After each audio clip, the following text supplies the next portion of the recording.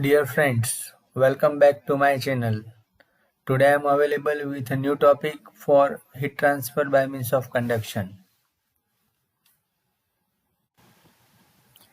In the last video we had discussed conduction heat transfer in case of hollow and composite cylinder including numerical. Also we had discussed what are its real life application as well as industrial application. So in the current video, we are going to discuss about heat conduction through hollow and composite spheres. Welcome friend, in the current video we are going to discuss about conduction heat transfer in hollow and composite sphere, where we are going to discuss about theory related to heat transfer and temperature variation in hollow and composite sphere with their application, where we are going to discuss about the coordinate r, theta, phi, that is a spherical coordinate system. Friends, if we are talking about a storage tank for liquid oxygen, or you can say storage tank for nitrogen, etc., we will observe that they are made up with a sphere shape. Or if we talk about nuclear reactor, we will observe that hemispherical dome of reactor for the nuclear power plant. So these are some applications where we will observe spherical coordinate system. So whenever we are talking about spherical coordinate system, the coordinates are r, theta, phi. And now we are going to discuss about what is the equation for heat transfer through the spherical coordinate system, and also we will discuss about the temperature variation in the spheres. So first we will consider the case of uniform thermal conductivity, and we know that the most general equation in the spherical coordinate system, that is 1 upon r square del by del r into r square del t by del r plus 1 upon r square sine square theta plus 1 upon r square sine theta del by del theta into sine theta del t by del theta plus qg by k, that is equals to 1 by alpha del t by del tau. That is the most general equation for the spherical coordinate system. In the figure you can see the hollow sphere where the inner radius is r1, outer radius is r2, thermal conductivity is K for this material, at radius r1 the temperature is T1, and at radius r2 the temperature is T2. We are assuming that the heat is flowing from center to surface, means T1 is greater than T2. And in the figure you can see also the electric network, that is because of the temperature difference the heat is flowing, and RTS, that is the thermal resistance offered by this spherical system. You can see also hyperbolic temperature variation is shown, and in the next slide we are going to prove that for the spherical coordinate system the temperature variation is hyperbolic, whereas for the cylindrical system the temperature variation is logarithmic, whereas for Cartesian coordinate system the temperature variation is linear. So as we had discussed, the Moistural equation is available, and when we are applying the assumption that one-dimensional steady-state heat transfer without internal heat generation for homogeneous material, above equation is reduced to 1 upon r square d by dr, r square into dt by dr, that is equals to 0, in which you can say that definitely radius is not equals to 0, and because of that the term 1 upon r square is definitely not equals to 0. So the term which may equals to 0, that is d upon dr into r square into dt by dr, that is equals to 0, that is possibility. So as we had discussed, 1 upon r square is not equals to 0. So the term d upon dr, r square into dt by dr is equals to 0. Now as previous cases what we had discussed for a Cartesian coordinate system and for cylindrical coordinate system, we have to integrate this equation twice, and from that we will get the integration constant, When we will put the boundary conditions, we will get the value of integration constant C1 and C2, and based on that we will get the temperature variation. If you want to know for the cylindrical as well as for the Cartesian coordinate system, in the description box the links are given. You just follow that links. You can refer that video also. So friend, you can see that when we go for integration of above equation twice, we will get T equals to minus C1 upon R plus C2, where C1 and C2 are integration constant. Now to find out the value of C1 and C2, we have to put the boundary conditions, and we know the boundary conditions that when R equals to R1, temperature equals to T1, and when R equals to R2, the temperature is T2. Based on that, we will get the value of C1, that is equals to T1 minus T2 into R1 R2 divided by R1 minus R2, whereas the value of C2, that is equals to integration constant, that is second integration constant, and that is equals to T1 plus into bracket T1 minus T2 into R1 into R2 divided by R1 into bracket R1 minus R2.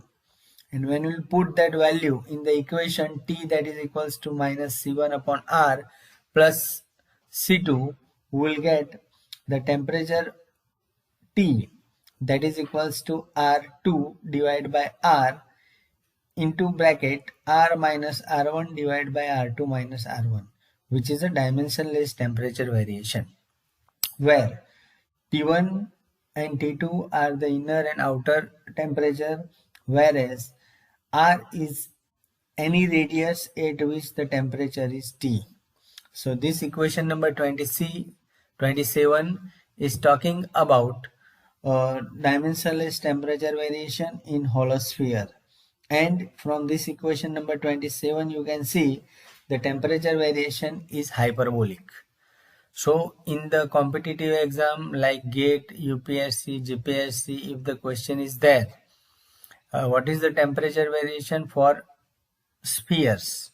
Definitely it is a hyperbolic, and if you have to prove it, you can prove it with this equation number 27. So our next task is to find out what is the value of Q.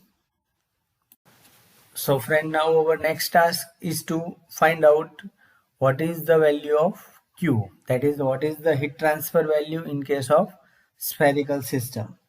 So Q, that is equals to minus Ka dt by dr, and we know the equation of T, we have to differentiate that with reference to R. So we will get equation number 28, that is Q equals to minus 4 pi K into T1 minus T2 into 1 upon R1 minus 1 upon R2. Or upon simplification, you can say that Q, that is equals to T1 minus T2 divided by 1 upon 4 pi K into bracket 1 upon R1 minus 1 upon R2. Or you can say it is delta T divided by RTH, is thermal resistance. So equation number 29, that is talking about temperature, is talking about heat transfer into this hollow sphere, and that value is delta T divided by RTH, where RTH, that is the thermal resistance value, and that is 1 upon 4 pi K into bracket 1 upon R1 minus 1 upon R2. So that is about a temperature variation in case of hollow sphere. Now if we'll talk about composite sphere, you know that composite sphere means a sphere that is made up with more than one material. So here you can see the sphere that is made up with two material, that is material A and material B. Also here with the conduction, convection is also considered. So you can see the figure in which in the center some hot fluid is available, and it has HHF, that is convection heat transfer coefficient of hot fluid. Its temperature is THF, that is temperature of hot fluid. Then it radius R1, the temperature is T1. Radius R2, temperature is T2. Thermal conductivity is Ka. At R3, the temperature is T3. the thermal conductivity is Kb, and after that you can say cold fluid is available.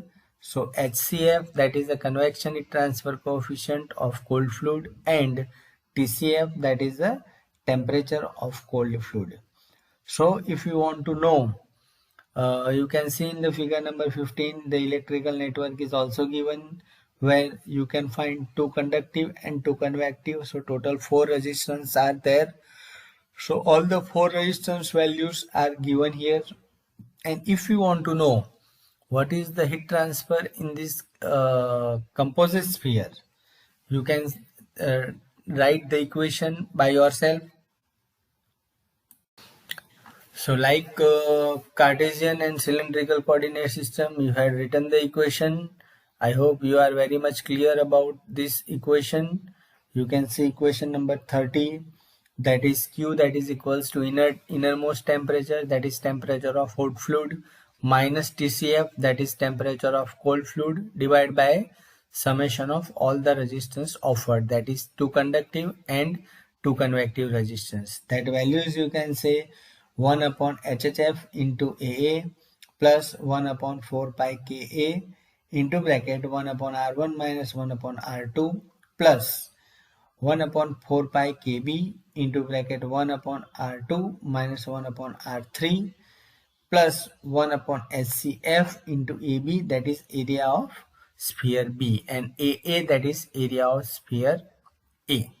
Because here sphere are made up with two different material A and material B, where the first and last resistance including H, that is convection heat transfer coefficient, so they are convective resistance, whereas 1 upon 4 pi Ka and second is 1 upon 4 pi Kb, that terms is including the conductive resistance. So first is the convective resistance, then conductive resistance offered by material A plus conductive resistance offered by material B plus convective resistance offered by cold air.